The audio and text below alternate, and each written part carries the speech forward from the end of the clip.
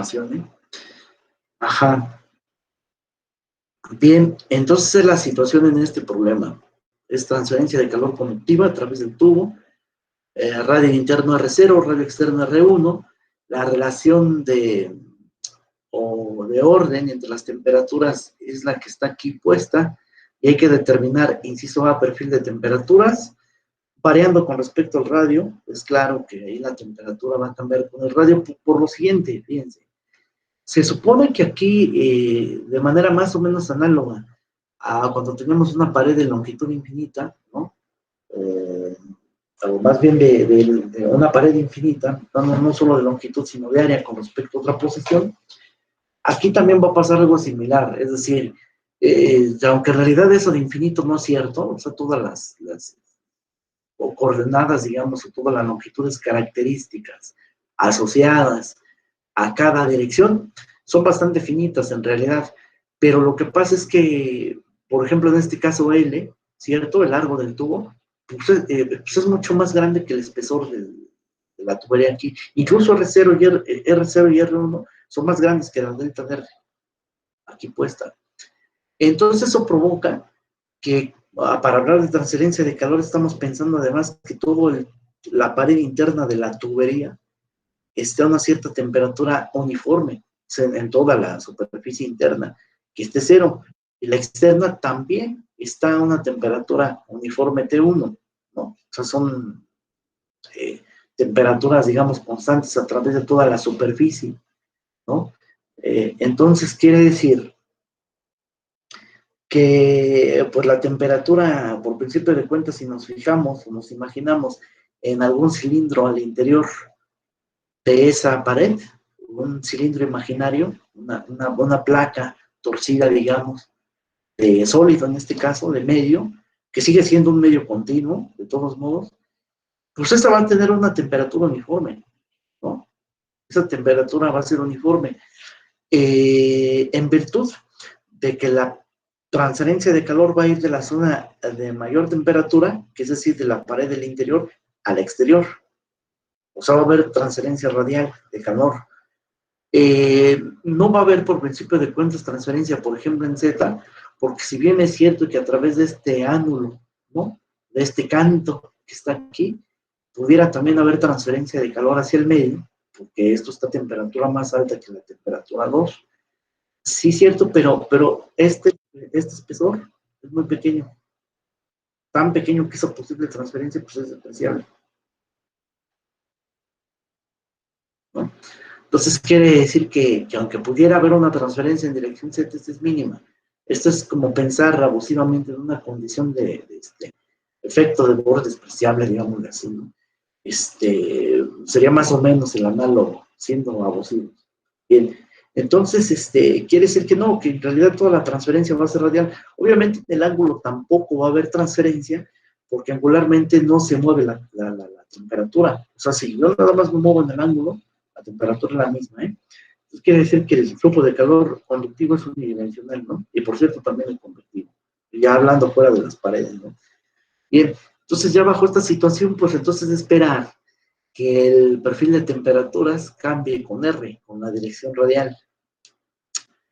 Y bueno, entonces así las cosas, pues vamos empezando a ver cómo se resuelve el problema. Este problema. Entonces, consideraciones y restricciones. El sistema entonces es una pared sólida y por lo tanto las propiedades físicas y algunas de estado permanecen constantes, como la densidad, la capacidad calorífica, presión constante, la capacidad calorífica, volumen constante, la conductividad térmica también es constante aquí. Y dicho sea de paso, por los coeficientes de transferencia de calor, que no son propiedades de estado, pero son parámetros que vamos a manejar aquí cuasi constantes también, de hecho constantes. Hipótesis de medio continuo, porque de todos modos el sistema es una pared sólida, sin fuentes ni sumideros de energía, es decir, no va a haber ni energía eléctrica que esté emanando a partir de una fuente eléctrica, ni este sistema es reactivo, porque estamos pensando que el sólido es puro, o si es una aleación, bueno, pues está bien homogeneizado, pero no reaccionan ahí los componentes que forman ahí la aleación, ¿verdad? Y mucho menos, pues hay energía nuclear de la que hablar, ¿no? Entonces, esa es la situación hasta aquí. De los tipos de energía involucradas en este posible balance, que posiblemente se lleven a cabo en este balance de energía, serían flujo de energía cinética, flujo de energía potencial, trabajo de flujo, es decir, el asociado a un cambio de presión y volumen, entrada y salida, ¿no? Que de todos modos aquí no se da porque aquí no hay flujo. El material que estamos manejando es un sólido rígido y ese no fluye. El trabajo de flecha, que querría decir si hay un motor involucrado, que no lo hay. El flujo de calor, que sí puede entrar y salir, aún que no haya flujo másico, ¿cierto? Y entonces decir que todos estos términos anulan, salvo el flujo de calor, porque se puede entrar y salir del sistema sin necesidad realmente de que exista un flujo básico ahí, ¿no? Que de hecho no existe, como acabamos de ver, o sea, el sólido no fluye, ¿eh? Ese es el sistema. Obviamente el fluido interno o externo que carga la tubería sí puede estar fluyendo, pero esa parte no la estamos analizando ahorita. Estamos analizando las puras paredes del tubo y ese no fluye, ¿cierto? Pero de todos modos, para efectos de transferencia de calor, eso no importa. Al calor no le importa si hay flujo másico o no. Fluye solamente por diferencia de temperaturas y se acabó. Con respecto a la energía interna, pues esta para poder entrar o salir sí necesitaría haber pues un flujo másico asociado. Como no lo hay, pues no hay entradas ni salidas de Pero la energía interna como tal, pues sí es acumulable. Ahí lo que es acumulable es la energía interna, no el flujo de energía interna. Entonces aquí déjenme quito ese punto hace sentido hablando de flujos de energía interna, o sea, como un flujo másico, pues, entradas y salidas, pero no de acumulación, ¿no? Porque cuando hablan de acumulación es de la pura energía interna sola, sin flujo, pues. ¿Sí? Entonces, punto, quítenlo, ¿no? Por favor. Bien, entonces, en cuanto al flujo de calor, es conductivo. Como se lleva a cabo en un sólido, pues ahí la convección pierde, de hecho es nula, y la radiación, pues, si se presenta es muy bajita, ¿no? Entonces, aquí quien domina es el fenómeno conductivo, de todo, ¿no? Y de las tres posibles direcciones de transporte conductivo, la dirección que gana, pues es la dirección radial, porque ahí es donde los cambios de temperatura son importantes. Quiere decir que de este vector flux de calor, la dirección angular y la dirección axial, pues simplemente ahí no ocurre transferencia de calor y por lo tanto nos quedamos con una sola dirección de transporte. Entonces, ¿tienen dudas hasta aquí? Digo, aprovechando para permitir el acceso aquí a algunos de sus compañeros. Sí, no, por el momento no. Entonces, está claro, ¿verdad? Muy bien. Sí, está claro. Bien. Entonces, ya lo que sigue con esto en mente, pues es entonces mirar que la temperatura solamente cambia con el radio. A diferentes radios, pues diferentes cilindros, digamos, imaginarios, ¿no? Cada uno con distinta temperatura, pero cada cilindro, pues con temperatura uniforme, eso sí. Así que la temperatura cambia solo con el radio, no con el ángulo ni con la dirección axial y posiblemente también con el tiempo si estamos analizando en estado transitorio. Al final del día vamos a analizar las cosas en el estacionario, pero por lo pronto, estado transitorio, ¿cierto? Es decir, que la temperatura varía con el radio y con el tiempo. Tenemos que elegir un elemento de volumen, un corte de este sistema general, más o menos a imagen y semejanza, o por lo menos respetando el tipo de coordenadas manejadas en este problema.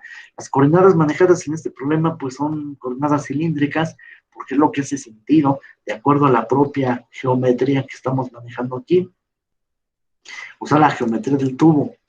La dirección radial, esa no la fijamos, esa ya está fija, y esa va del centro hacia afuera, moviéndose positivamente. Z sí le podemos asignar dirección, siempre Z es en la dirección de movimiento axial, es decir, en el eje de simetría del tubo, pero podría ser que corriera hacia la derecha o hacia la izquierda, dependiendo del caso, ¿no?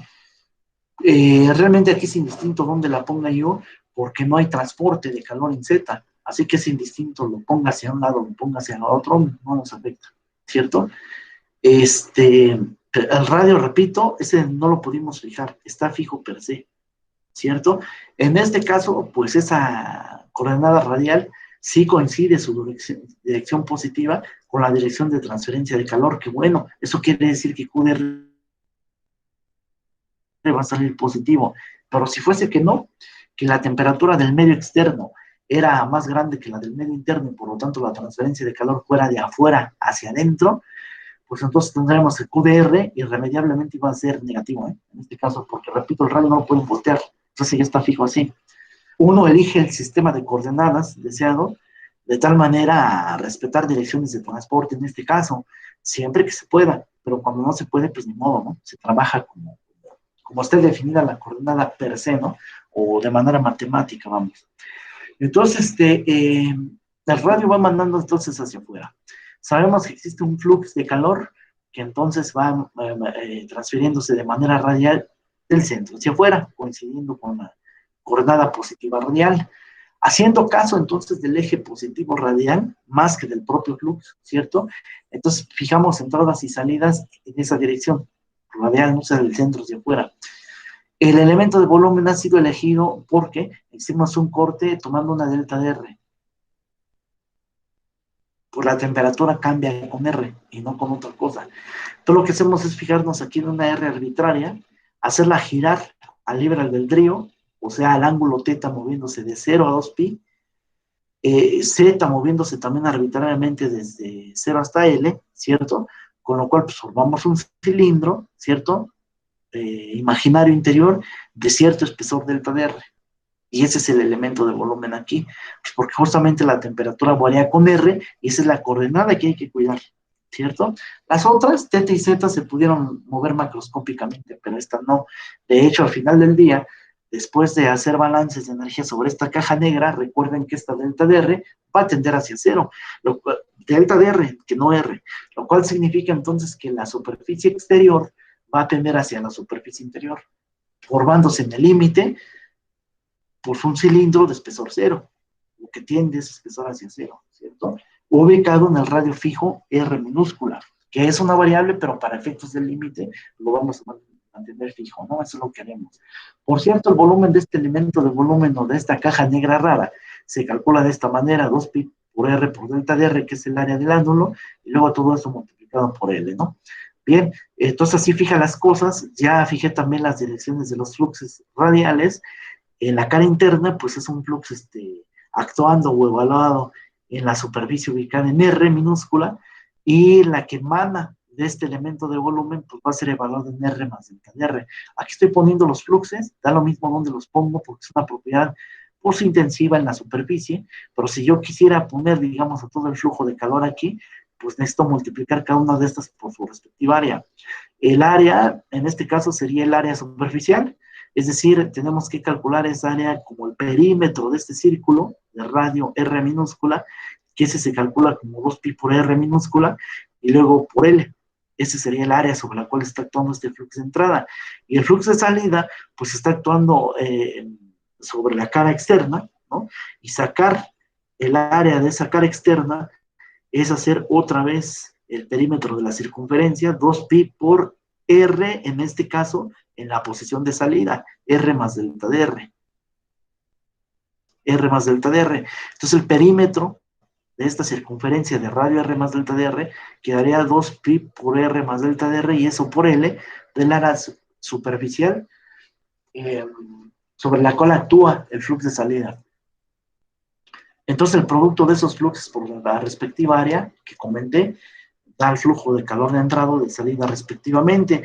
Vean aquí como las áreas de sección transversal pues, son variables porque el radio lo es, ¿no? Y las áreas superficiales dependen de ese radio. Bien, entonces así dichas las cosas, el balance de energía literal, ¿no? Sobre el elemento de volumen, aquí hizo falta decir, ¿no? A lo mejor vamos a señalar esto, resaltar aquí, sobre eso es, sobre el elemento de volumen, ¿no? Bueno, ahí lo ponen, yo intenté hacer eso, pero creo que fracasé, ¿no? Ahí, entonces poner esa ¿no?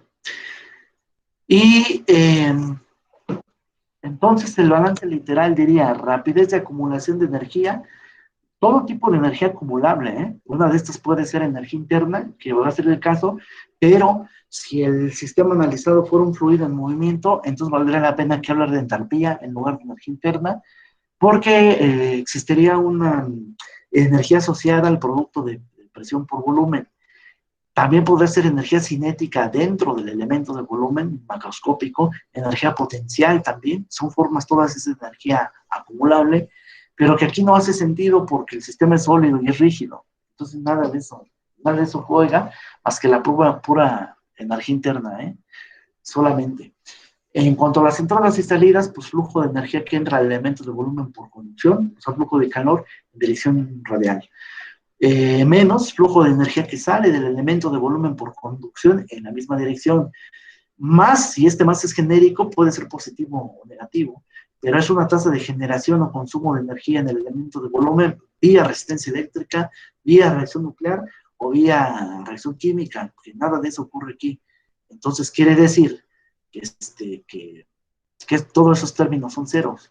Entonces nada más me quedo con tres términos: acumulación, entradas y salidas. Eso es todo.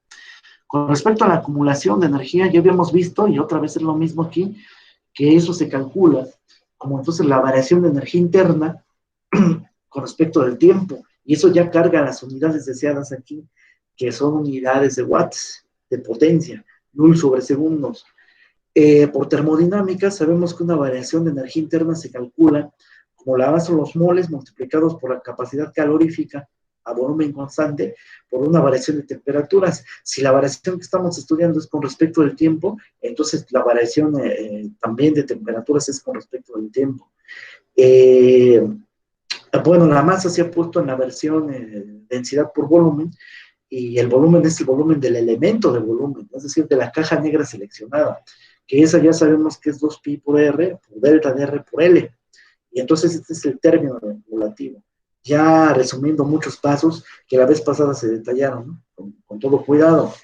Entonces, en el caso de las entradas, el flujo de calor es como decía hace un momento, es el flujo de calor radial evaluado en la posición de entrada R multiplicado por el área superficial sobre el cual está incidiendo este flux, que es 2pi por R, que era el perímetro asociado a la circunferencia de tamaño R, por L, que es la longitud de esa superficie cilíndrica, y para la salida es análogo, solamente que ahora estamos considerando el flujo de calor en dirección radial evaluado en la porción de salida R más delta de R, y el área superficial está siendo calculada de la misma manera, solamente que ahora con radio R más delta de R. Aquí vamos a efectuar un artificio que ya les había comentado en otro momento, y que es que esta R se puede multiplicar por Q de R como un producto de funciones, esta R la función identidad y esta Q de R pues la función flujo de calor, y esa R evaluada en R pues, sigue siendo la misma R, y entonces puedo pensar a esto mismo como un producto de R por flux de R, y todo eso evaluado en R, como lo he puesto aquí, esto, y eso multiplicado por 2pi por L. Puedo hacer algo análogo acá, o sea, en realidad la función identidad R, al ser evaluado en R más delta de R, o sea, esto visto como función y evaluarse en R más delta de R, queda Entonces quiere decir que el producto de R, Q de R, todo esto evaluado en R más delta de R, es lo mismo que evaluar R individualmente en R más delta de R y que da este resultado, y luego el flujo de calor radial evaluado en este mismo. Es decir, el producto de este por este, en realidad es el producto de las funciones identidad R por Q de R, flujo de calor radial, y todo ese producto evaluado en R más delta de R, porque esto va a dar lugar a este producto que está aquí arriba, ¿cierto? Como en ambos casos, en el flujo de arriba y en este de abajo, 2pi por L es un factor común, entonces distribuimos cuando metemos dentro del balance, ¿no? Del balance de energía. En este balance de energía ya están involucrados el término de acumulación por un lado, y por el lado derecho está salidas menos entradas, factorizé un signo menos para poder ponerlo así, Y entonces eso es lo que he dicho hasta aquí. O sea, eso es lo que he hecho hasta aquí. ¿Tienen alguna duda por allí?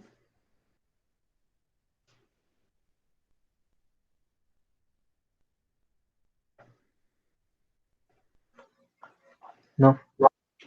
¿Seguro? No, profe. Hasta aquí pues todo es igual al momentum, ¿no? A la forma en la que hacíamos ¿Los balances? los balances. Ujú, Pues sí, nada más que ahora ya es más simple, creo yo. ujú. Sí. Ya es más simple, ¿no? Y de hecho nos lo vamos a pasar repitiendo lo que hacíamos en Momentum, pero ahora en energía. Y para masa, pues, ¿qué les digo? O sea, va a ser una repetición de lo que hicimos entonces en Momentum y en energía, pero ahora va a ser un balance de masa y por especie, posiblemente con reacción química ahora, ¿cierto? Será la novedad, pero esencialmente son las mismas ideas, ¿eh? Entonces vean cómo al final del día se está convirtiendo esto en balances de materia y energía, ¿eh? Nada más que, bueno, y de momento, ¿no? O sea, ahora con un balance de fuerza sobre medios fluidos y siendo más cuidadosos en el balance, porque en los balances que ustedes hacen en su asignatura o en su unidad académica de balance de materia y energía, pues ahí como que, como todo es uniforme, ¿no? Entonces solamente se fijan en entradas, salidas, siempre trabajan en estado estacionario y ya, ¿no? Son puras ecuaciones algebraicas lo que les queda y todo es muy simplote ahí, pero aquí pues no dejan de ser balances al final del día, pero le estamos poniendo lupa a las cosas, o sea, en realidad es lo que estamos haciendo. Cuando hacemos una delta de R, que es decir, tomar un incremento infinitesimal al menos en una sola dirección, es ponerle lupa al problema para ver, para estudiar la dinámica del problema en el sentido de cómo va cambiando la propiedad que estamos estudiando, sea velocidad, temperatura o concentración, en el medio estudiado, vamos, ¿no? Entonces, pues esa es la situación.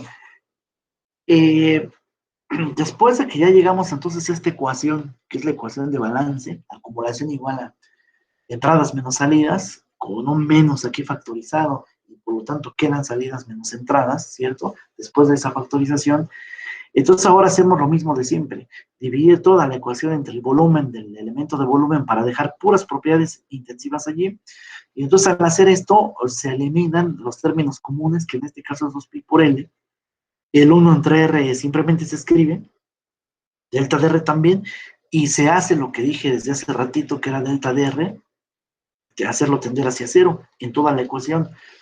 Como al hacer esto, lo que ocurre geométricamente es que la superficie o el cilindro más grande converge al cilindro de radio R, entonces forma un nuevo cilindro de espesor delta de R0, y quiere decir que en este cilindro, independientemente de dónde tomen la temperatura, hacia adentro o afuera, es decir, si en R o en R más delta de R, que de todos modos esto ya tendió a cero, pues las temperaturas son las mismas ya, ahora sí, están con espesor cero, pues es decir, al mismo radio. Entonces, independientemente de que sense la temperatura por dentro y por fuera de ese cilindro, pues la temperatura es la misma o tiende a ser constante, al delta de R tender a ser cero.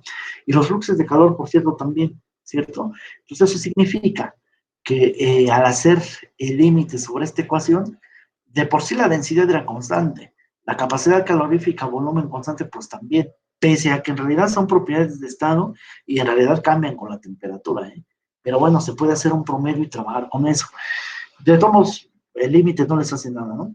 Y cuando el límite entra aquí dentro de la derivada, límite y derivación pueden intercambiar, ¿cierto? Ponerlo bajo ciertas condiciones, pero aquí sí se puede, digo. Entonces el límite entra y como delta de R tiende hacia cero, pues la temperatura tiende a ser una constante y pues ya, quiere decir entonces que esto se queda invariante.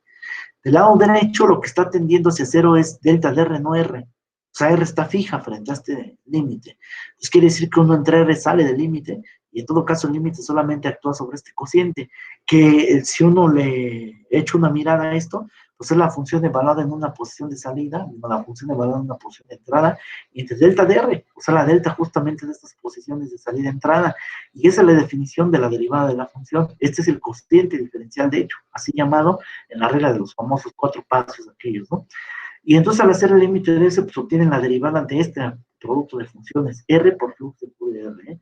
Entonces nada raro que tengamos ya finalmente, pues esta ecuación diferencial. La parte izquierda es el término de acumulación, la parte derecha es la contribución de salidas menos entradas, o más bien al revés, entradas menos salidas de flujo de calor multiplicado por este R.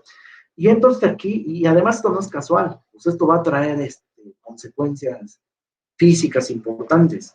Pero la cosa es que vamos a poner este balance en términos de una sola propiedad o variable dependiente, que es la temperatura. Y para ello nos acordamos que realmente ese flujo pues, es conductivo. Y para calcular conducción de calor tenemos ya una ecuación constitutiva, que es la ley de Fourier, que es la análoga a la ley de viscosidad de Newton, y que es esta que estoy poniendo acá, que es menos la conductividad térmica multiplicada por el gradiente de la propiedad impulsora del transporte de calor con respecto a la dirección de transporte, que en este caso es radial. Sustituimos dentro de esta derivada, que significa salidas menos entradas, y entonces al sustituir aquí, la menos k sale de la derivada, al multiplicar por este menos, pues va a dar más k entre r, es el factor de escalamiento, digamos, por haber hecho un cambio de coordenadas, que aquí está implícita. O sea, aquí sale muy natural esto. No se vio dónde está el cambio de coordenadas, pero sí estoy haciendo caso de ello. O sea, en el análisis ya va implícito eso. Y luego la derivada, es decir, las salidas menos entradas del producto de R y el gradiente de temperaturas, ¿no? O sea que aquí hay una doble derivada escondida, pero vean, esta R no se les vaya a ocurrir anularla con esta, porque para que eso pasara, esta R debería de salir de ahí, y no puede, porque esta derivada es con respecto al radio, ¿eh? Y aunque es una derivada parcial, sí, pero esta sí es variable. Si aquí hubiera dicho otra derivada, por ejemplo, parcial con respecto de Z, con respecto de teto, con respecto del tiempo, ¿cierto? Ah, pues entonces ahora sí, R es independiente de esas variables y sale de allí, pero como la derivada es con respecto a ella misma, no pueden hacer eso. En todo caso, si quieren hacer algún tipo de regla de derivación ahí, será la del producto, o sea, regla de producto de Leibniz, ¿no? La derivada de un producto de funciones, que sería la derivada de la primera función por el segundo, más la derivada del segundo por el primero, ¿no? Por la primera función.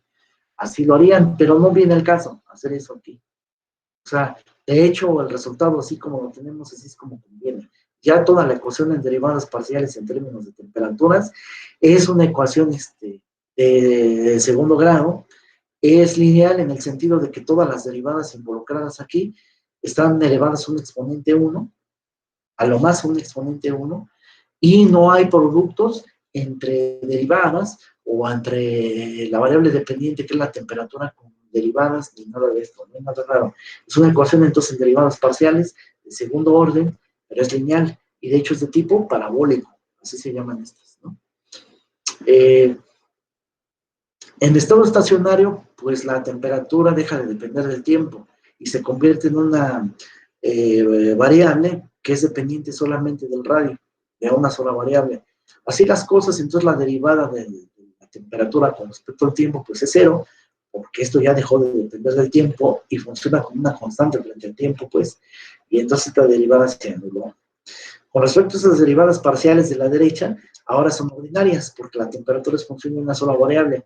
Así, el balance entonces en estado estacionario queda de esta manera, y solamente falta imponer condiciones de fronteras aquí, las que tienen sentido, que en el radio igual a R0, por la temperatura se llama T0, y en el radio igual a R1, la temperatura se llama T1, y eso es todo lo que hay que decir sobre este problema de valor de frontera, que es otra vez lineal, de segundo orden, pero ahora es ordinaria, y además es homogénea.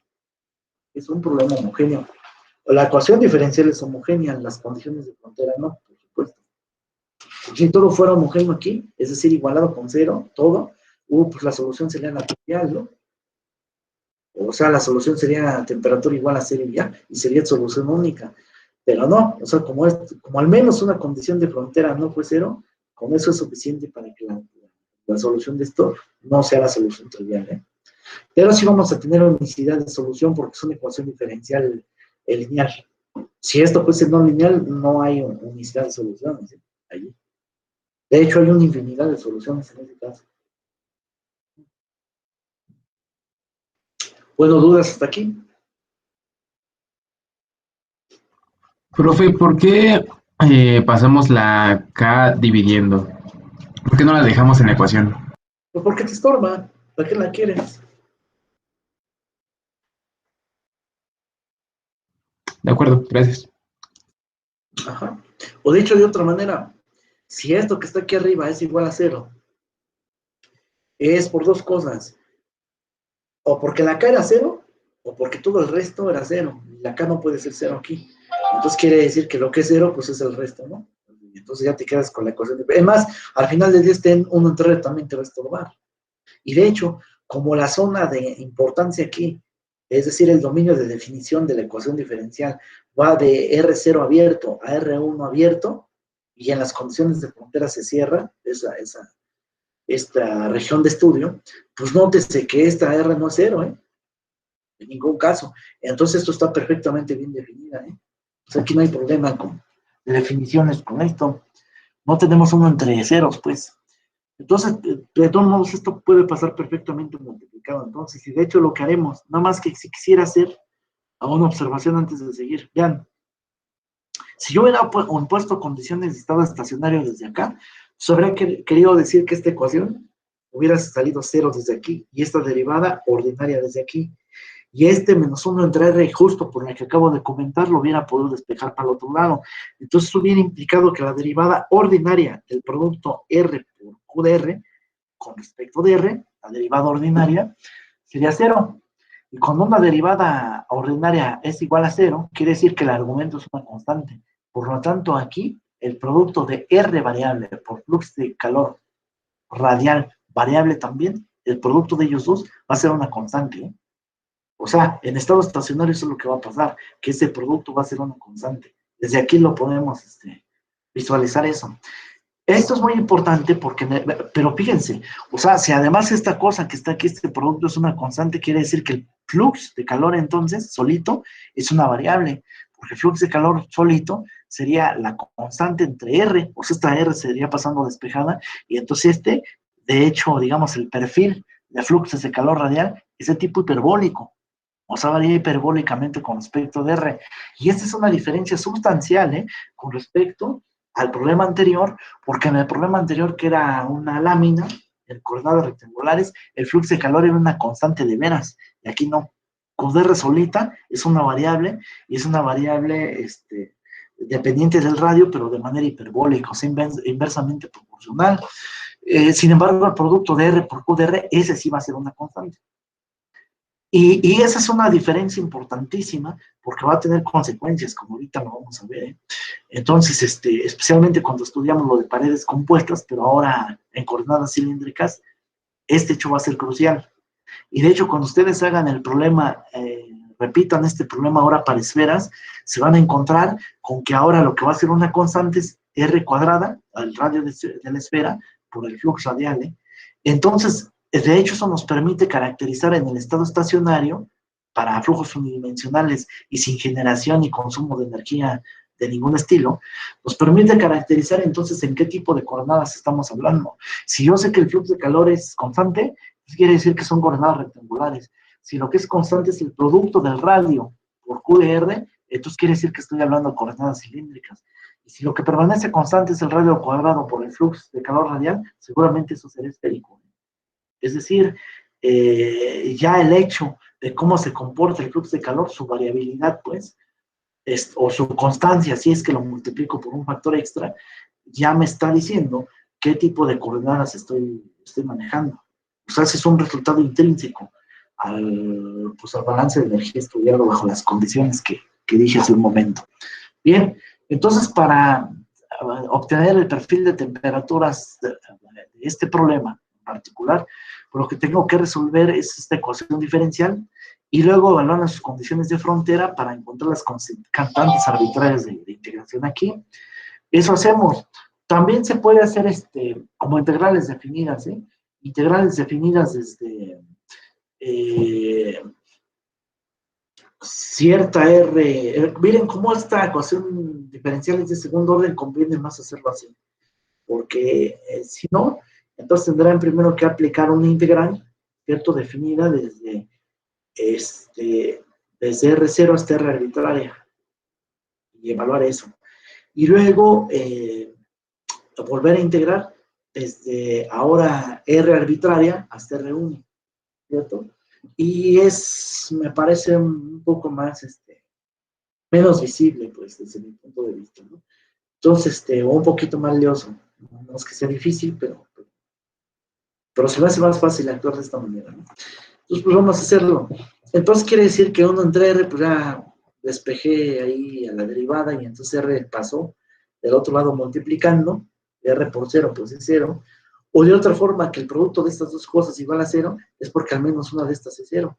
Y lo que es 0, pues claramente es esta derivada, el 1 entre R no puede ser 0, ¿no? Pues digo, para empezar, porque R no es 0 tampoco. Y bueno, y no podría serlo, ¿no? Porque se indeterminaría. Pero además tampoco R va infinito, tiende a infinito aquí. Y R es bastante finita, se mueve entre R0 y R1. Entonces quiere decir que esta cuenta no puede ser 0, ¿eh? Pues lo que es 0, pues es esta derivada. O sea, eso es. Y que una derivada ordinaria sea 0, es que lo que adentro, es porque lo que está adentro, pues es una constante, que es este resultado, ¿no? Y aquí pues simplemente es dividir, ahí tenemos un C1 entre R, vean cómo aquí está implícito lo que decía que el flujo de calor radial era inversamente proporcional al radio, aquí está saliendo, porque el gradiente por menos K, o sea, nada más falta que un menos K para que eso sea un flujo de calor radial, ¿eh? Entonces querría decir que aquí también tendría menos K, por una constante ahí que hay que determinar entre R, entonces sí que el flujo de calor es una función de tipo hipérbola, ¿no? Muy bien, entonces todavía lo vamos a volver a integrar, ¿no?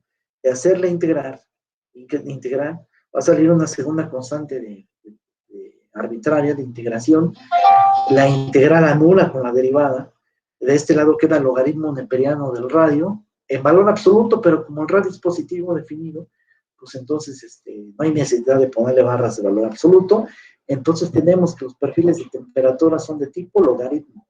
Es decir, si los perfiles por llamarle así, ¿no? O más bien la distribución de fluxos de calor eran de tipo hipérbolas, pues entonces el perfil de temperatura son de tipo logaritmo.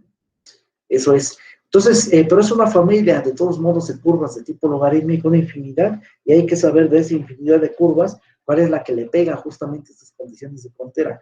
Y para saberlo, pues hay que saber entonces cuáles son las constantes arbitrarias de integración para saber la solución unitaria de este problema, o sea, la solución única de este problema de valor de frontera. Por lo tanto, entonces vamos a evaluar a esta función logarítmica pues en las distintas condiciones de frontera. De evaluar en R0, pues entonces queda esta ecuación, que este 0, igualado con C1 por logaritmo neperiano de R0 más C2, y al evaluar en la primera condición de frontera, entonces obtenemos temperatura sub 1 igual a la constante C1 por el logaritmo neperiano de R1 más C2. Entonces obtiene este par de ecuaciones ya, que se va a resolver simultáneamente para obtener C1 y C2. O sea, aquí las constantes a determinar son constantes, pero desconocidas, más bien, ¿no? Entonces hay que conocerlas. Resolvemos simultáneamente y se me ha ocurrido restarle a la primera ecuación la segunda. Pues tenemos T0 menos T1. C1, que es factor común de estos logaritmos neperianos. Entonces C1 que por distributividad salió de esta resta, pero la resta del logaritmo de R0 menos R1 por propiedades del logaritmo es igual al logaritmo neperiano del cociente de ellos dos, de R0 entre R1. Y la constante C2 anuló aquí. Y aquí entonces tenemos que C1 lo podemos despejar y entonces el logaritmo que lo acompaña pasa dividiendo y entonces tendríamos que es igual a logaritmo de R0 entre R1. Pero yo puedo voltear este R0 y R1, es decir, ponerlo al revés, pero con el costo de poner un menos 1 allá arriba. Es decir, R1 entre R0 y todo eso elevado a la menos 1 es lo mismo que R0 entre R1. Pero por propiedades del logaritmo, otra vez, este menos 1 lo saco como coeficiente y es este menos que ven aquí. ¿Para qué es eso? Porque T0 ya sabemos que es más grande que T1, así que esta cantidad es positiva. Y luego ya sabemos que R1 es más grande que R0, por lo tanto este cociente es mayor que 1. Y el logaritmo de algo más grande que 1, pues es positivo. Así que toda esta cuenta es positiva. Por lo tanto, algo positivo por este menos va a salir negativo. Esto lo hice así entonces para explicitar este signo menos que estaba escondido. Si yo pude haber agarrado y despejado está C1, pasando el logaritmo dividiendo, ¿cierto? Y se puede dejar nada más así, nada más que físicamente ya tengo una constante que es negativa, pero no la voy a ver. O sea, se va a esconder ese signo menos. Y el signo menos está escondido justamente en este logaritmo. Y lo que hice fue explicitar ese signo menos, ¿eh? Eso es todo lo que he hecho. Pero no es obligatorio hacerlo. Solamente es deseable para efectos de posible análisis cualitativo, físico de este problema, bueno, físico y matemático, pues es bueno tener en mente pues qué es lo que estamos obteniendo, ¿no? Bien, fíjense que lo que está aquí abajo además es adimensional, ¿eh? O sea que realmente esta C1 se puede interpretar como una temperatura, pues su resta de temperaturas, pues C1 va a cargar las unidades de temperatura además, ¿eh? Muy bien, entonces por otra parte, y C2, perdón, es encontrado a partir de sustituir esta C1 en cualquiera de las dos ecuaciones de ahí arriba. Y literal lo pueden hacer en cualquiera. A mí se me hizo más fácil y más cómodo hacerlo, o referir todo, con respecto a la pared interna, o sea, con respecto a la de radio R0. Y por eso entonces sustituí ahí. Pero incluso el problema es igual de complicado hacerlo, sustituir pues esta C1 arriba o abajo para despejar C2. O sea, el problema es igual de complejo matemáticamente. Pero interpretativamente aquí refiero todos mis resultados con respecto a la temperatura T0 y haberlo hecho de otra forma hubiera sido con respecto a la temperatura 1. Es decir, aquí estoy referenciando todo con respecto a la temperatura alta y aquí todo lo voy a referir con respecto a la temperatura baja. He decidido por la primera, ¿eh? Ustedes lo pueden hacer si quieren para la otra y de hecho se los recomiendo para efectos de estudio, pues que hagan, que vean qué pasaría si utilizaran la otra, pues esta condición, ¿no? Bien, entonces, de todas las soluciones son las mismas al final de cuentas, la forma de la ecuación no, es decir, cualitativamente sí, pero no va a quedar tan igual porque los coeficientes van a variar, pero, pero al final del día, a la hora de hacer cuentas, van a reproducir exactamente lo mismo. O sea, porque esencialmente es el mismo perfil, nada más que referido diferente. Pues en lugar de que aquí vaya a decir T0, va a decir T1, ¿no? Y como va a decir T1, ¿no? Y la temperatura T1 es la más baja de todas, entonces cuando se trata de añadirle a esta constante T1 un término, allí, obviamente que la temperatura tiene que crecer con respecto a T1, ¿no? Porque como el radio se está moviendo entre R0 y R1 y la temperatura aquí más baja es la de T1, pues entonces espera que el perfil o la distribución de temperaturas sea más grande que T1, ¿eh? Entonces quiere decir que esta T1 le sumarían por ahí algunos términos aquí, ¿cierto? Como no referí con respecto a T1 sino a T0, y T0 es la temperatura grande, quiere decir que el perfil de temperatura se va a mover más abajo de T0, porque T0 es el más grande. Así que, por lo tanto, T0 tiene que luchar con un término. Así que por eso es negativo aquí. O sea, esencialmente estas son las diferencias. Muy bien. Entonces, sigamos. Entonces, de utilizar entonces esta primera ecuación y despejar de ahí a C2, esta parte pasa estando con un C1 ya conocido que podrían sustituir ahí, y que de hecho estoy pensando o imaginando que ya sustituí, que no lo he hecho aquí, o sea, no lo he escrito por puritita flojera, porque entonces vamos a tener que manejar esto a cada ratito y pues me dio flojera hacer eso, ¿no? Entonces mejor nada más lo dejé expresado, pero teniendo en mente que ya la conozco y que de hecho es una constante negativa y que de hecho representa una temperatura también, ¿cierto? Entonces al hacer esto, pues entonces simplemente ya sustituyo C1, C2, ¿no? En el perfil original, que es decir, aquí arriba. Entonces 2 aquí se va a ver como T0 menos C1 logaritmo neperiano de R0. Fíjense, menos C1 logaritmo neperiano de R0, que tiene la misma estructura esto, por cierto, y con una T0 además. Entonces voy a aprovechar, y entonces a T0 ahí la voy a dejar, pero el menos C1 logaritmo neperiano de R0 lo voy a juntar con este. Los voy a distribuir, de hecho, ahí la C1, porque es factor común. Entonces querría decir C1 distributiva, y luego logaritmo neperiano de R minúscula, menos logaritmo neperiano de R sub 0. Eso, por propiedades del logaritmo, va a quedar logaritmo neperiano de R minúscula entre R0, que es esta cosa que está aquí. Y la T0 es esta que vivió acá. Lo único que resta por hacer, pues es ver quién era esa C1. Sí, pero C1 era todo esto. ¿Qué es lo que estoy poniendo aquí? O sea, es C1 por logaritmo del cociente de estos dos más T0. ¿Hay alguna duda hasta acá?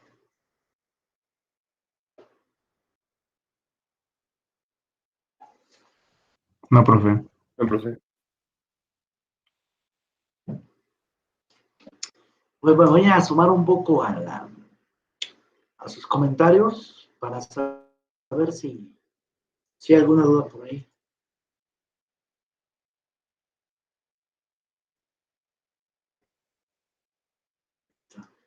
Entonces creo que no hay mayores dudas entonces aquí, ¿no? Bueno, como bien dijimos, entonces un perfil de temperaturas tipo logarítmico, esto funciona de manera dimensional, lo de abajo también. Respecto a análisis de unidades, esto actúa como se espera. T0 es más grande que T1, así que esto es positivo, este término también es positivo, este término también es positivo. El radio al moverse entre R0 y R1, este radio de acá arriba variable es más grande que R0, ¿eh? Fíjense, fueron las ventajas de haber definido con respecto a radio interior. Entonces quiere decir que este cociente va a ser mayor que 1, y por lo tanto el logaritmo ese también va a ser positivo. Eso quiere decir que realmente T0 lucha de veras con este término logarítmico, ¿eh? Porque ese es positivo y ese es negativo. Así que se espera que las temperaturas en cualquier otra posición distinta a la posición R0, pues vayan decayendo, ¿no? Entonces eso es lo que se espera aquí. El intervalo donde se está trabajando, ahora sí es de R0 hasta R1. Estoy haciendo aquí la observación de que finalmente el logaritmo neperiano de R variable entre R0, la de referencia, es menor o igual al logaritmo neperiano de R1 entre R0, ¿cierto? Esto es así porque el radio más grande que puedan obtener de interés pues es justamente R1. Este es el máximo en este intervalo. Por lo tanto, el cociente pues, tiene que ser más grande que este, por fuerza, porque R minúscula, la variable, se está moviendo entre estos dos. Lo mejor que le puede ocurrir al radio es que se convierte en R1, porque sí lo puede tomar, ¿eh? Y en ese caso tendremos una igualdad aquí, pero bajo cualquier otra circunstancia esta pierde frente a R1, pues ya quiere decir que este logaritmo neperiano pierde frente a ese. ¿Por qué hago este análisis? Porque al final del día este cociente que está aquí, ¿no? Pues va a ser menor que 1. Menor o igual. Fíjense, hagan el despeje en esta desigualdad. Y lo pueden hacer porque este logaritmo es positivo, ¿eh? Entonces ya saben que este término positivo pasa dividiendo, la desigualdad no se altera porque están dividiendo algo positivo, y entonces tienen que el cociente es menor o igual a 1. Así que este cociente es adimensional y de hecho menor o igual a 1. Y hasta aquí, ¿no? Entonces, hey, en efecto, entonces esto lo hago para poner esto de manera dimensionalizada. Entonces más T0, pues lo puedo pasar del otro lado como menos T0. Esta diferencia de temperaturas la puedo pasar abajo, diría T1 menos T0 allí, y entonces tendríamos una cosa de este estilo, ¿no? T menos T0 entre T1 menos T0 o al revés, como está puesto aquí, ¿cierto? Es lo mismo.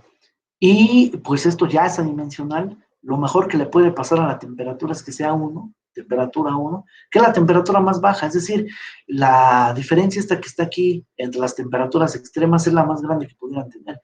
Para cualquier otra temperatura variable al interior del tubo, o sea, del espesor del tubo, la temperatura se va a estar moviendo entre estas dos y esta diferencia no le va a ganar a la de abajo. Entonces, además de que esto es adimensionalizado, está normalizado, o sea, está moviéndose entre 0 y 1.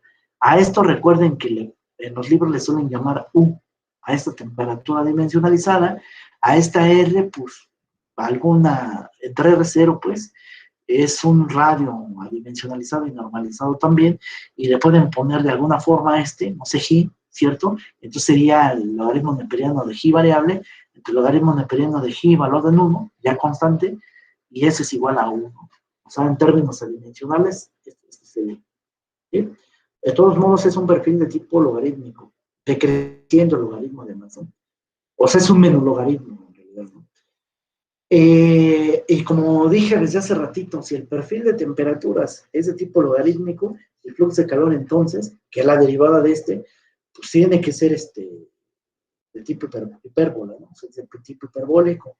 Recordando entonces que el flujo de calor se calcula entonces con la ley de Fourier Entonces tenemos que para calcular el flujo de calor basta con conocer el gradiente, que es decir, derivar esta cosa, o si ya conocen quién es esta derivada, pues mejor. Y de hecho ya lo conocemos porque está por acá. Aquí está, esta derivada, multiplicada por R, ¿no? Pero ahí está, ¿cierto?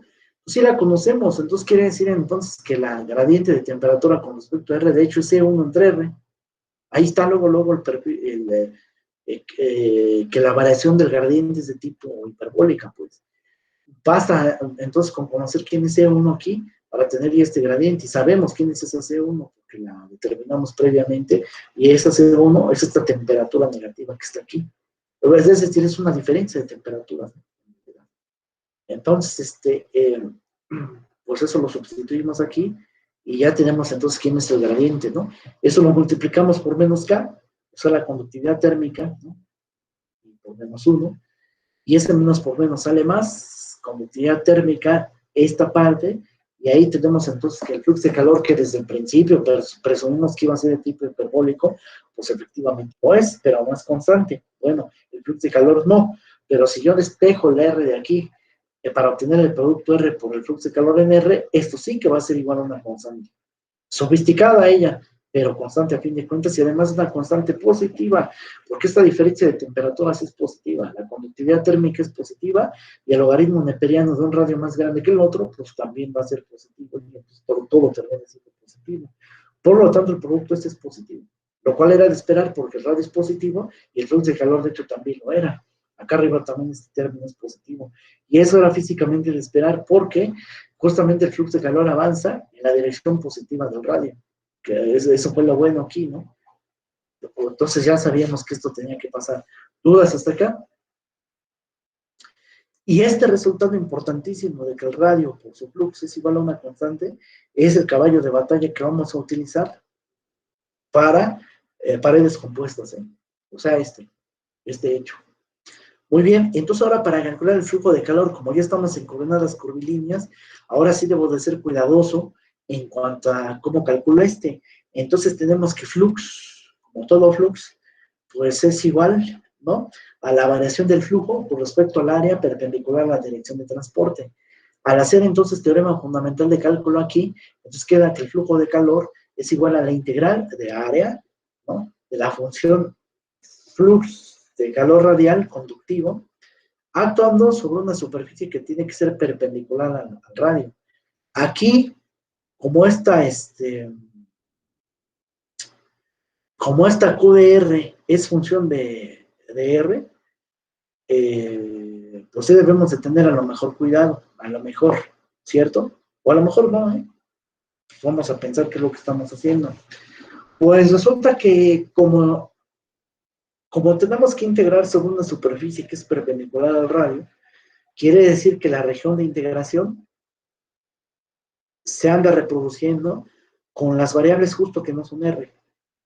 Es decir, andamos integrando sobre una superficie que justo no carga R, ¿eh? Entonces quiere decir que son, para efectos integrales iteradas, ¿no?, o sea, por separadas, son integrales con respecto a teta y a zeta, o sea, aquellas coordenadas que no son la radial. Estos, porque es sobre una superficie que es perpendicular a R. Y si esa superficie es perpendicular a R, quiere decir que R no vive en esa superficie. Aunque esa superficie sea oblicua, o en este caso curvilínea, siempre R no vive en ella. Entonces, por eso las variables que utilizo para esta integral doble, pues son las otras dos que no son R, ¿no? Como estamos en coordenadas cilíndricas, recuerden que aquí por efectos de factores de escalamiento, por el cambio de coordenadas, debemos de pagar esto con un jacobiano, o sea, ponerle un factor de cambio de coordenadas que es R. O sea, esta R es el jacobiano aquí. Pero resulta que R por Q de R, pues es una constante, y puede salir de esa doble integral. Más aún, desde acá, desde aquí, esta Q de R, aunque sí es una variable de tipo hiperbólica con respecto de R, sí, pero la doble integral no se va a hacer con respecto de esa variable. Entonces, desde aquí, esta Q de R pudo salir de esa doble integral, y entonces dejar nada más uno aquí, y la integral de la función unitaria te regresa a la medida de la región de integración, y como la región de integración es de tipo cilindro de radio R, ¿cierto? Entonces basta con calcular el área superficial de ese cilindro de radio arbitraria, y el área superficial de ese cilindro de radio R es el perímetro 2pi por R por L, que es 2pi por R por L, multiplicado por Q de R. Entonces, este resultado se pudo haber obtenido directamente de acá, ¿no? Sin hacer esta cuenta.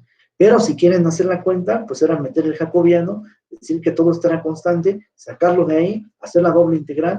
Obviamente la primera integral de 1 con respecto de teta, pues es teta, eso elevado de 0 a 2pi, pues a 2pi, eso sale como constante. Luego la integral de 1 en dz, pues eso va a salir z simplemente, pero elevado de 0 a l, pues simplemente va a quedar l, y entonces queda 2pi por l, multiplicado por esta constante que había salido, y entonces, pues sea que hagan el análisis directamente de aquí, sacando porque aunque es variable, no es variable con respecto a la integral, vamos, o sea, que si quieran resolver la ecuación, o sea, la doble integral aquí, de cualquier forma, llegan al mismo resultado, que es la función identidad multiplicado por el flux por 2pi por L. O como quien dice, el flux de calor QdR multiplicado sobre el área que actúa, ¿no? O sea, sobre la superficie sobre la cual actúa de radio R arbitrario. R moviéndose de R0 hasta R1. Entonces, este es el flujo de calor y pues como tal también es una variable.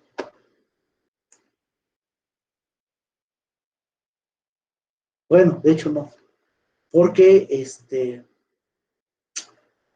pues aparentemente sí, ¿no? Porque este flujo de calor depende de R y R sí es variable. QdR también es variable, pero el producto de R por QdR ya no. Esto es una constante. Entonces quiere decir que el flujo de calor es de hecho una constante, ¿eh? Fíjense, aquí hay otra diferencia.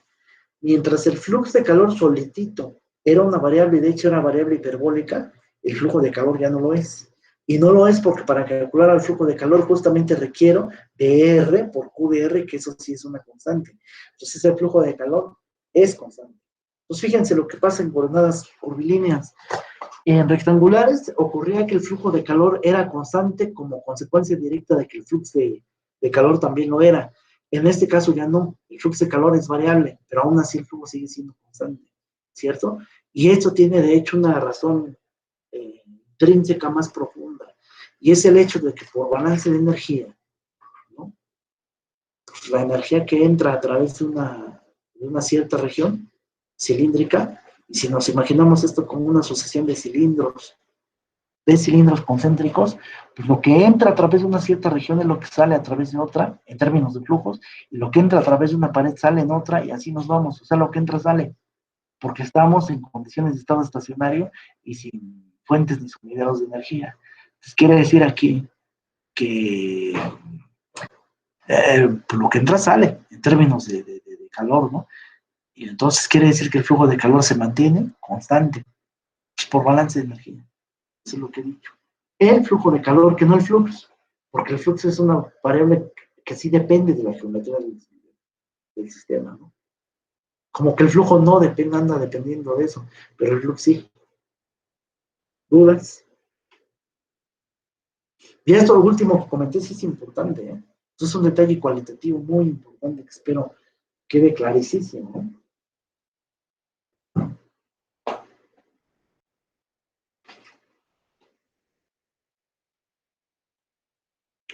Entonces, ¿iba quedando todo claro hasta aquí?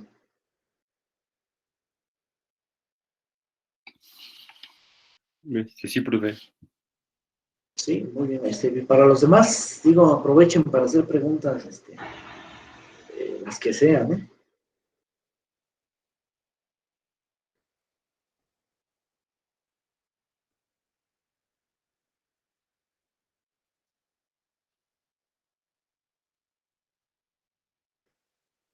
Bien, si ya no hay dudas, entonces, prosigo al siguiente ejercicio.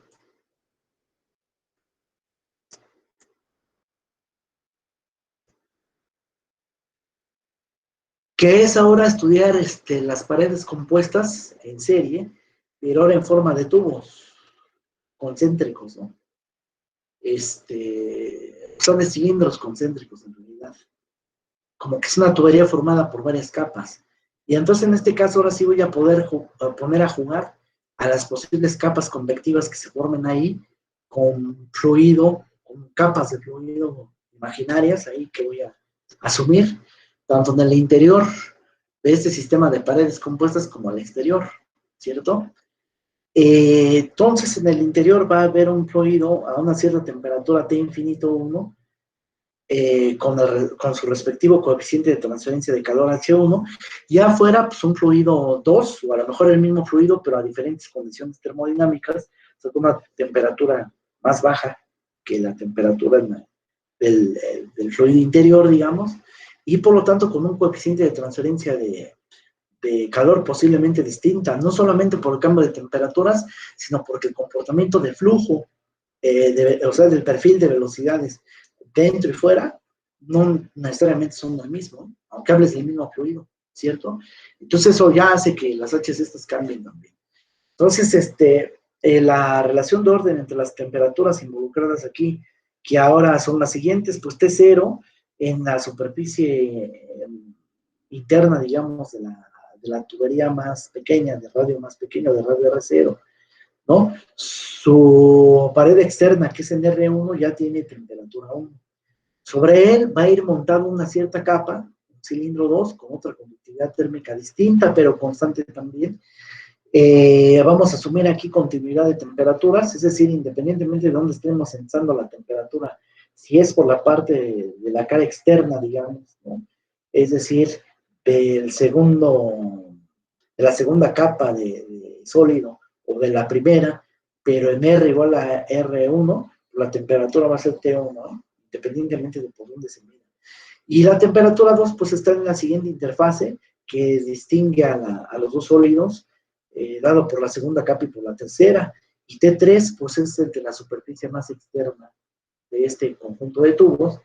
Y ya, dicho así las cosas, la relación de orden entre estas es la temperatura en el seno del fluido interior, es decir, en el centro de este sistema concéntrico, mayor a todas las demás, mayor estricto entre cada uno de ellos, porque estoy pensando que ya se está llevando a cabo la transferencia de calor. Si hago caso de condiciones iniciales, entonces aquí podrían ser que todas estas son iguales en un inicio, o sea, cuando apenas empezaba la transferencia de calor, ¿cierto? O sea, con posibilidad de equilibrio al inicio del proceso, pues. Bien, entonces, o sea, antes de inducir una diferencia de temperatura, ¿no? Antes de empezar el proceso, vamos. Bueno, y los radios son estos, R3, R2, R1, R0, que son respectivamente los radios de cada uno de estos cilindros, desde lo más externo al radio interior. Como dije, las conductividades térmicas de cada pared son constantes, distintas entre ellas, pero constantes. Los coeficientes de transferencia de calor también son constantes, aunque probablemente distintos entre ellos dos. Y lo que hay que hallar otra vez es una expresión del flujo de calor total que dependa solamente de las temperaturas más extremas, ¿no? Que son la temperatura infinito 1 y temperatura infinito 2, y ya, ¿no? Aunque también sean dependientes de todo el conjunto de parámetros mencionados anteriormente, pero en términos de las temperaturas solamente de esos dos extremos. Para ello entonces hacemos los mismos pasos que hicimos la vez anterior, que es calcular el flujo de calor para cada una de las paredes, tanto para las dos paredes allí imaginarias convectivas, como para cada una de las paredes conductivas. Sin embargo, ya sé yo hacer eso. Solamente entonces nada más estoy escribiendo y adaptando las fórmulas que ya encontré para cada caso. Para la región convectiva 1, pues es ley de enfriamiento de Newton, ¿sí? Que es el coeficiente de transferencia de calor H1, o sea, asociada a esta capa interior que me estoy imaginando allí, multiplicada por la temperatura más alta, que es la temperatura de la superficie, ¿no? De esta película cilíndrica de fluido, que es T infinito 1, estoy asumiendo que esta superficie ya tiene la temperatura T infinito 1, por lo tanto toda la transferencia de calor se supedita a esta película, ¿cierto? Y no fuera. Entonces T infinito 1 menos la temperatura más baja en esta película, que es T0, que es lo que estoy poniendo aquí. Y eso claramente pues es una constante, porque todo esto lo es, ¿cierto? Con respecto a la parte conductiva, aquí sí pues hay que recordar cómo se calculaba esto. y nosotros debemos recordar que esto era la conductividad térmica multiplicada en realidad por esta diferencia de temperaturas, ahí con este coeficiente raro, ¿no? Que es una constante, eso sí, positiva además, esta diferencia también es positiva, y acuérdense que el flujo de calor variable de forma hiperbólica, si no lo estoy poniendo aquí. Para la segunda capa va a ser del mismo estilo, el flujo conductivo, la misma naturaleza que el que calculamos para la capa 1 de sólido, pero readaptando aquí los parámetros y las variables, ¿no? Ahora la conductividad térmica manejada pues es la 2, la diferencia de temperaturas pues es T1 menos T2, T1 de todos modos superando T2, los radios, ¿no? Ahora son aquí, es que aquí está mal, ¿no? Aquí es R2, y aquí es, ya ven que nunca falta el error, ¿no? Entonces R2 entre R1, allí va 1. Ahorita que les pase entonces este archivo, recuerden que lo voy a hacer pues ya con eso señalado ahí, ¿no? Con eso de amarillo señalado, ¿cierto? Entonces, pues R2 entre R1, y eso, el logaritmo de eso va a ser positivo, y este flux tiene que ser positivo, y entonces eso multiplicado por el término hiperbólico. Y en el caso de la ecuación aplicada a la tercera capa, pues es conductividad térmica 3, diferencia de temperaturas extremas, T2 superando a la T3, logaritmo neperiano, ahora sí de R2 a R, de R3 a R2, esto vuelve a ser positivo, ¿no? Estas tres son variables y son de tipo hiperbólicas. Bueno, ellas tres lo son, pero si esta R lo pasan del otro lado, o sea, multiplican cada uno de los fluxos por R, entonces ahora sí van a ser constantes, ¿no?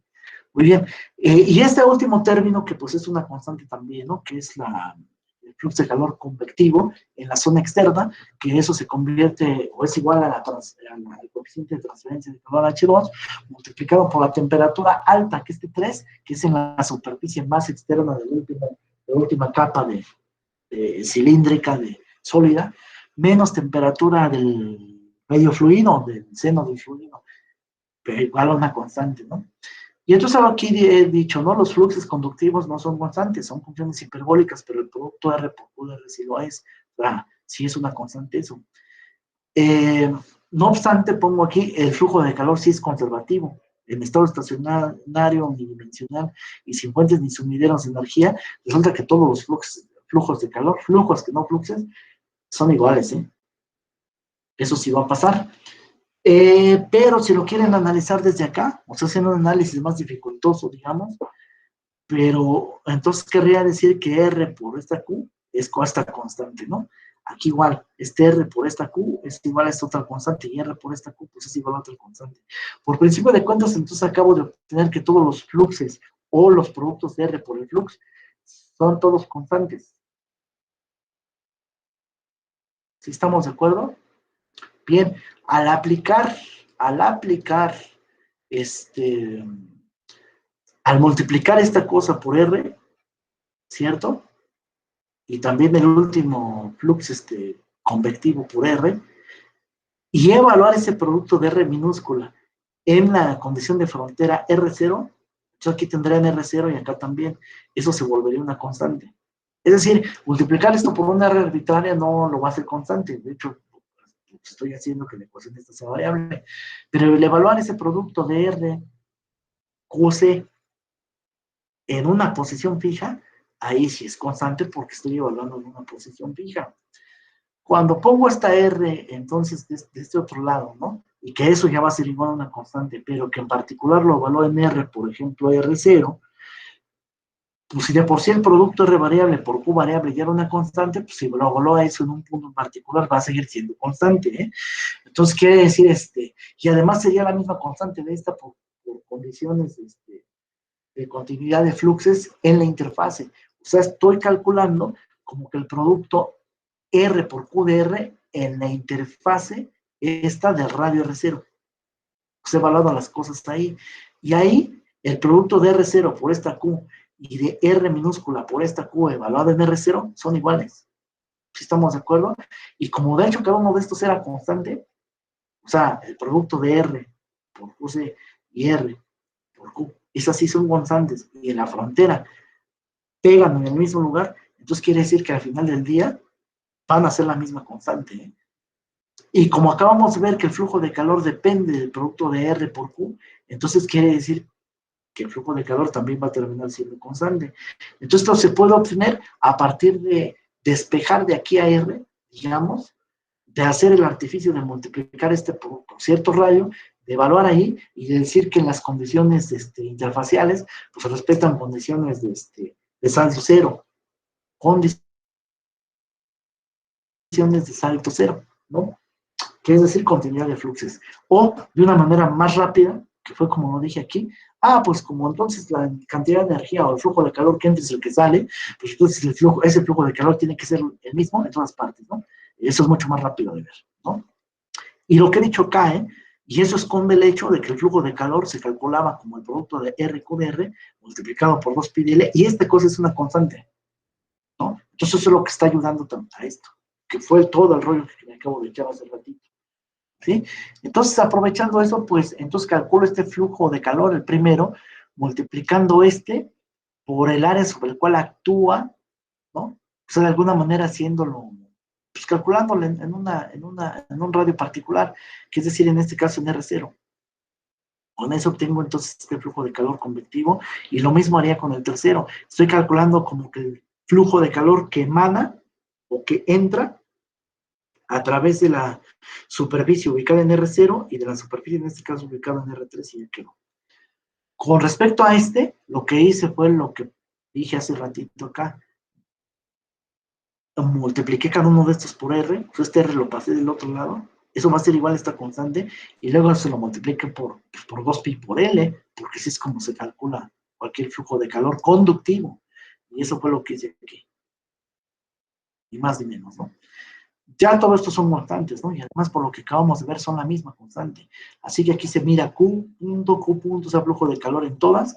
De hecho ese flujo de calor total que ando buscando aquí, pues es el mismo flujo de calor que pasaría en una pared o en otra, y entonces tengo muchas formas de calcular flujos de calor, sí, pero en todos ellos involucro temperaturas que no quiero, y yo las que quiero, por principio de cuentas, porque quiero hallar una fórmula genérica, son las temperaturas más extremas en este sistema. Vean aquí lo de menos, es que estemos hablando puntualmente de temperatura infinito 1 o temperatura infinito 2, eso no importa, lo que importa es obtener una ecuación que justamente esté utilizando las temperaturas más extremas, eso es lo importante aquí, más extremo, es decir, no a las interiores, sino a las más extremas.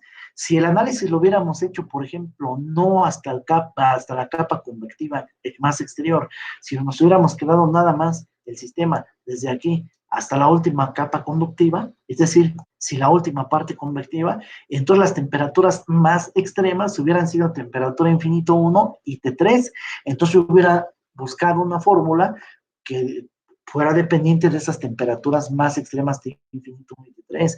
Si mi sistema analizado hubiera sido desde aquí hasta aquí nada más, o sea, desde el radio R0 hasta el radio R3, entonces las temperaturas más extremas hubieran sido T0 y T3, y eso es lo que pues buscaría aquí. No sé si me doy a entender con esto. O sea, es decir, eso es lo que está escondido aquí, pues encontrar un flujo de calor que dependa de las temperaturas que no son las intermedias. Esencialmente esa es mi búsqueda, ¿eh? Más que cómo se llaman las temperaturas o quiénes son puntualmente, lo que me interesa es que son las más extremas. Eso es, ¿no? Porque quiero generalizar el resultado, pues. Si nada más fuera una sola capa, pues entonces nomás diría ahí de T0 a T1, ¿no? Y entonces regreso al problema anterior. O sea, el problema anterior es caso particular de este. Bien, entonces, de hecho, lo cual, entonces, pues queremos entonces dejar esto como función de las temperaturas más extremas, así se interpreta esto. Pues entonces toda la parafernalia ahí de parámetros que estorban, pues vamos a pasarlos del otro lado dividiendo, ¿no? Vamos a despejar entonces aquí la diferencia de temperaturas, la alta menos la baja. Al hacer esto, entonces va a quedar flujo de calor dividido entre todo este rollo, este flujo de calor, que es el mismo que dividido entre pues esto y 2pi por L y y así para cada uno de ellos, ¿no? Y entonces del lado derecho va a quedar T infinito 1 menos T0 ya despejado, luego T0 menos T1, luego T1 menos T2, luego T2 menos T3, así va a quedar. como siempre hago la suma de esto, y al hacer la suma, como los flujos de calor son los mismos, entonces va a poder distribuir. Y por la parte derecha va a ser una suma telescópica y las temperaturas interiores se van a poder anular. Entonces, de la parte derecha, al hacer esa suma, van a quedar lo que quiero, las temperaturas más extremas T1, T1 y T2, y de la parte izquierda, pues el flujo de calor distribuido, multiplicado por toda la parafernalia de parámetros que habían sido despejados. 1 entre 2pi por R0 por L, pues que es el área de la superficie de radio R0, ¿cierto? Multiplicado por su respectivo coeficiente de transferencia de calor.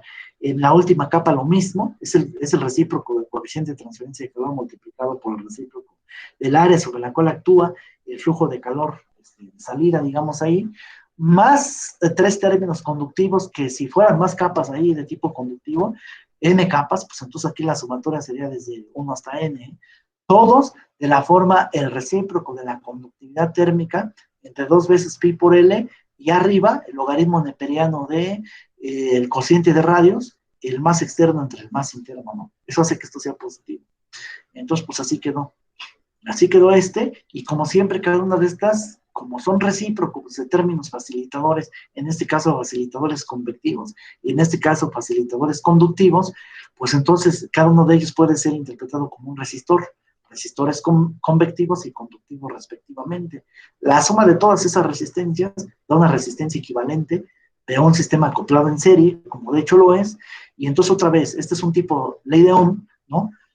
Donde esta ley de Ohm se escribe como la resistencia equivalente para un sistema en serie, pero un sistema térmico en este caso, por una intensidad de corriente o un flujo, ¿cierto? En este caso ya no de electrones, sino ahora de calor, que va a ser igual a una diferencia de potencial, donde esa diferencia de potencial o de voltaje va a ser en realidad la diferencia de la propiedad impulsora, que es decir, la temperatura, ¿cierto? De las temperaturas, por cierto, más extremas, ¿cierto? Entonces la resistencia equivalente se calcula como la suma de todas ellas, de tipo convectivo y de tipo conductivo. La forma de las convectivas es esta, la de la conductiva es y esto se puede representar como un circuito, ¿cierto?, eléctrico, pero en este caso es térmico, donde aquí está la diferencia de potenciales dada por la diferencia de temperaturas más extremas. Aquí el flujo de calor fluyendo desde la temperatura más alta a la más baja, a través de todo este resisterio en serie, donde cada uno de estos nodos representa temperatura, ¿cierto? Entre cada una de estas también hay diferencias de potenciales, es decir, de temperaturas, de la más alta a la más baja, y cada una de estas resistencias, pues con una resistencia individual, ¿cierto? Convectiva, conductiva en la primera pared, en la segunda, en la tercera, la convectiva externa, que se calcula con las fórmulas de ahí arriba. Y que entonces, por ley simplificada de Ohm, sería simplemente multiplicar entonces esta Q por la suma de todas las resistencias que ya sabemos cómo se calcula en estas coordenadas, cada una de ellas, y ese sería igual a la diferencia de temperaturas o de potenciales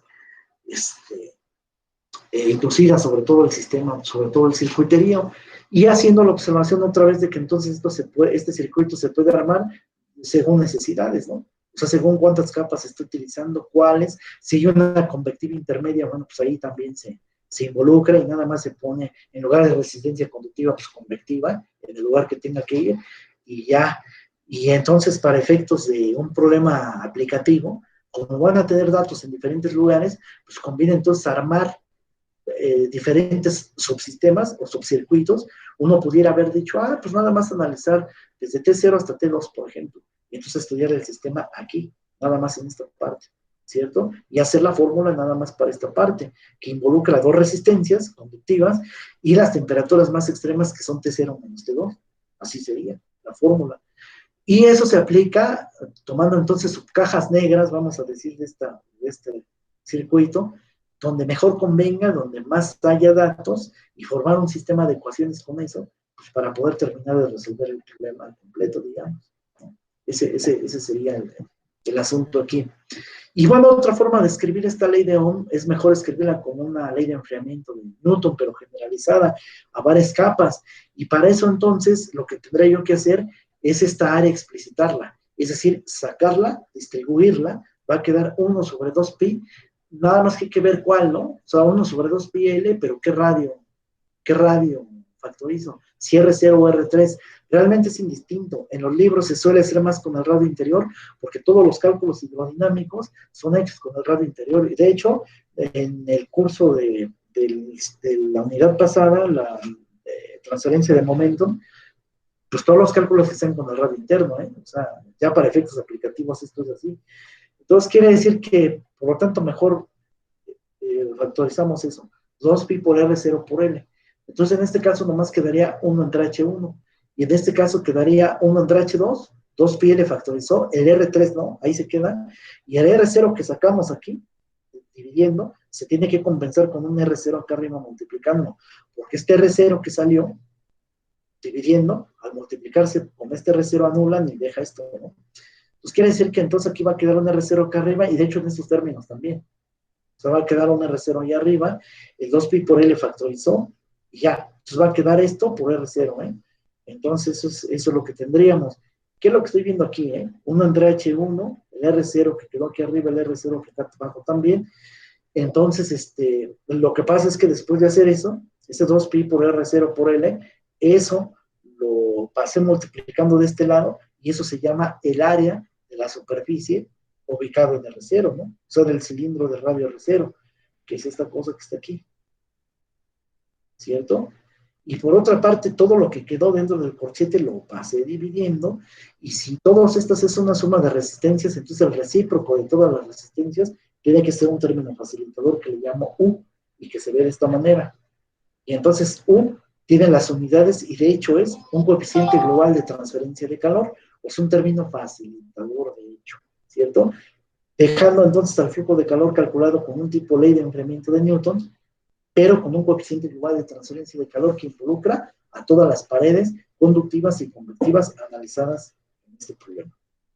Y al igual que en el caso de la ley de Ohm, nosotros podemos aplicar esta, pues entre cualesquiera subregiones, ¿no? Es decir, si nada más estamos manejando las 3 primeras resistencias, pues entonces aquí las temperaturas extremas serían pues desde T infinito 1, por ejemplo, hasta T2, por ejemplo, ¿no? Ese sería la diferencia esta.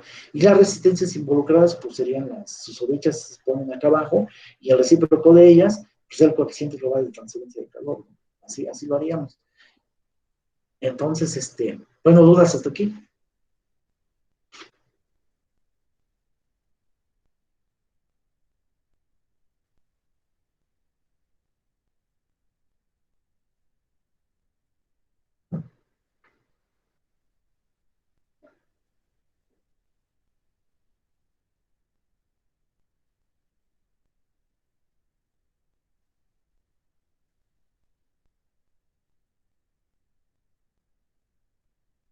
Entonces pregunto de nuevo, ¿tienen alguna duda?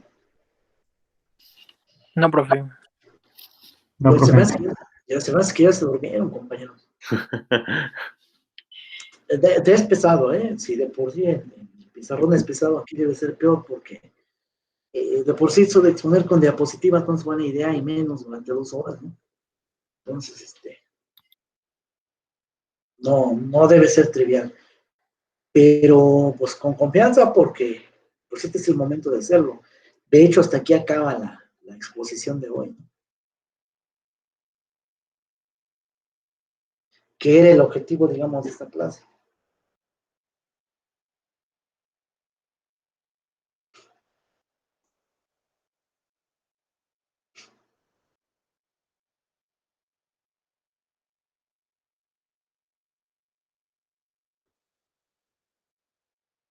Bueno, entonces voy a acabar aquí el video, ¿cierto?